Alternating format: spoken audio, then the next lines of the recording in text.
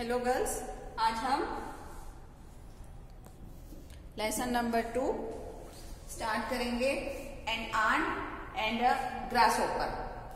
And ant कहने होती है चींटी, ग्रास होपर जो वो ग्रीन कलर का तिलचिट्टा होता है, जो जिसको हम लोग राम जी का घोड़ा भी बोलते हैं। तो हम आज उसकी स्टोरी पढ़ेंगे। आपकी नेक्स्ट लेसन में स्टोरी है गर्ल्स। तो उसके अपन पहले न्यू वर्ड्स डिस्कस कर लेते हैं। Summer in A hot season. जो आपको गर्मी की छुट्टियां मिलती है इस बार तो बहुत लंबी हो गई। पैंडेमिक सिचुएशन आ गई, कोरोना जी जा ही नहीं रहे, इसलिए आपकी तो गर्मी की छुट्टियां लंबी हो गई है ना। समर मतलब गर्मी। ह्यूज यानी बिग, बड़ा। वरी, फील एंड एग्जिस्ट मतलब फील यानी जो हमको अंदर से फीलिंग आती है। वरी यानी दुखी होना। हार्श, हार्ड, क्रूअल और अनकाइंड। हार्श मतलब होता है अनक्रूअल, हार्ड और अनकाइंड, कि जैसे किसी को फालतू में ही डांटना, कभी दया नहीं रखना। से कभी कभी होता है ना कि कोई फ्रेंड से हमारी बनती ही नहीं है और वो हमसे हमेशा झगड़ा ही करती रहती है, तो दैट इज अनकाइंड। फिर टॉयल, वर्ड हार्ड मतलब कड़ी मेहनत करना।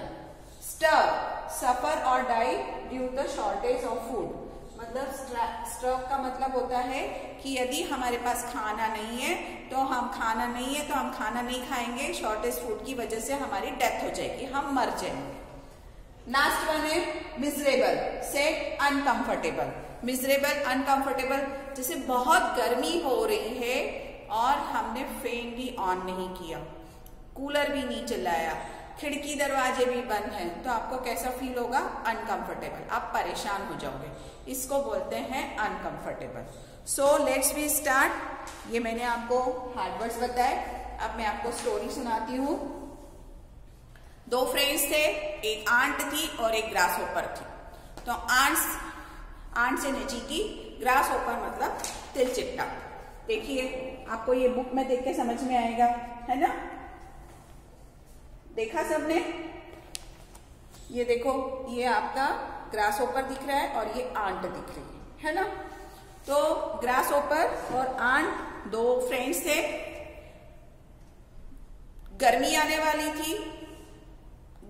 वाली थी तो ग्रास होपर बड़ा लेजी था और वो क्या करता था, दिन भर डांस करता रहता था, म्यूजिक बजाता था, गाने गाता था और अपना टाइम ऐसे ही पास करता था। बहुत लेजी था। लेजी मतलब होता है आलसी, उसका कोई काम करने का मन ही नहीं होता था। और जो आंट थी, ant was very hard worker, वो बहुत हार्ड वर्कर थी। वो पूरे दिन काम करती रहती थी। क्यों काम करती रहती थी? कि वो अपना खाना स्टोर करना चाहती थी। उसने बहुत सारा ग्रेन, राइस, ये सारे उसने राइस और ग्रेन मतलब अनाज, राइस, अनाज, ये सब उसने स्टोर कर लिए अपने नेस्ट में। नेस्ट मतलब जो घर होता है उसका, उसने उसमें स्टोर कर लिए। क्यों कर लिए? ताकि उसको जब भूख लगे, तब यदि बाहर बहुत गर्मी हो तो वो बाहर ना निकल पाए, तो वो खाना खा सके, भूखे ना मरे। Grasshopper said to ant, all you ants do you work all the day, you should be more likes me and play.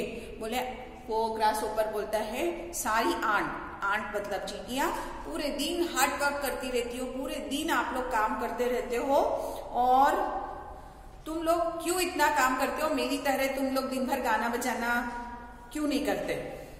तो आंट बोलती है कि विंटर सीजन में जब बहुत ठंड हो जाएगी तब हम बिल से बाहर नहीं निकल पाएंगे, हमारे घर से बाहर नहीं निकल पाएंगे, तो हम लोग बिना खाए पिए मर जाएंगे। इसलिए वो बहुत हार्ड वर्क करके अपना स्टोर करती है। तो वो सब करती है। ग्रास होपर हंसता है, हा हा हा हा, उसको बहुत हंसी आती है। फिर ऐसे ही सब चलता रहता है। मौसम चेंज होता है, और क्या होता है, all the ants work worry, slow down, don't be in the such hurry, just look around, there plenty of foods, don't give me advice that just plan rude। वो बोलता है अपने आसपास देखो कितने सारे फूड्स हैं, कितनी सारी चीजें हैं, तुम फालतू में ही मेहनत कर रही हो, बाहर तो बहुत सारा खाना मिल रहा है। The aunt kept working and the grasshopper kept playing. Soon winter came and aunt had prepared for the winter and had just enough food stored in the ant hill to last through the cold harsh weather। अब उसने grasshopper की बात नहीं सुनी, वो अपना hard work करती रही, उसने अपना इनफ यानी जितनी उसको रिक्वायरमेंट थी उसने उतना स्टोर कर लिया, सारा सामान खाने की चीजें स्टोर कर ली, और विंटर आने लगी और उसको इस चीज का कोई डर नहीं था कि मुझे खाने की कोई कमी होगी और मैं भूख से मर जाऊंगी। Slowly harsh winter arrived, the grasshopper could not find any food and soon became very hungry। क्या हुआ, विंटर आ गई और ग्रासहोपर बहुत हंग्री रहने लगा, भूखा रहने लगा। क्यों रहने लगा, क्योंकि उसने खाना स्टोर नहीं किया था। Then he remembered the hard-working aunt whom he made fun during the summer। The grasshopper went to the aunt's hill and asked for food।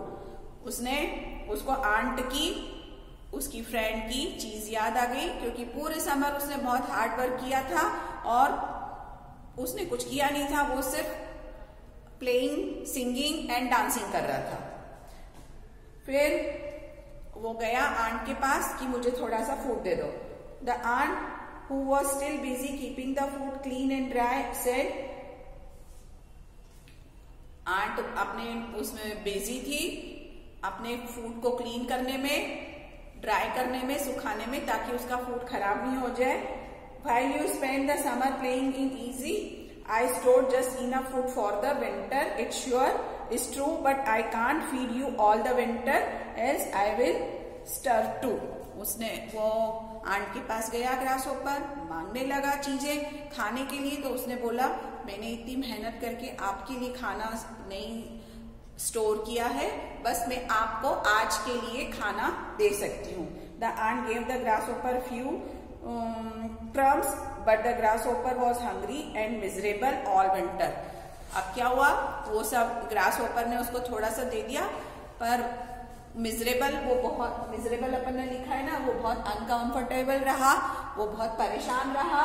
क्यों रहा, क्योंकि उसको भूख की वजह से भूख लगती रही और उसको ठीक से खाना नहीं मिला। The next summer the grasshopper worked hard to store food for the upcoming winter.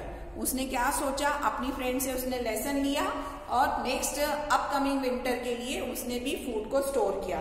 Next winter grasshopper was fed and happy. क्या हुआ, उसने जब स्टोर कर लिया था फूड तो क्या हुआ, वो हैप्पी रहा और उसकी विंटर बहुत अच्छे से गई।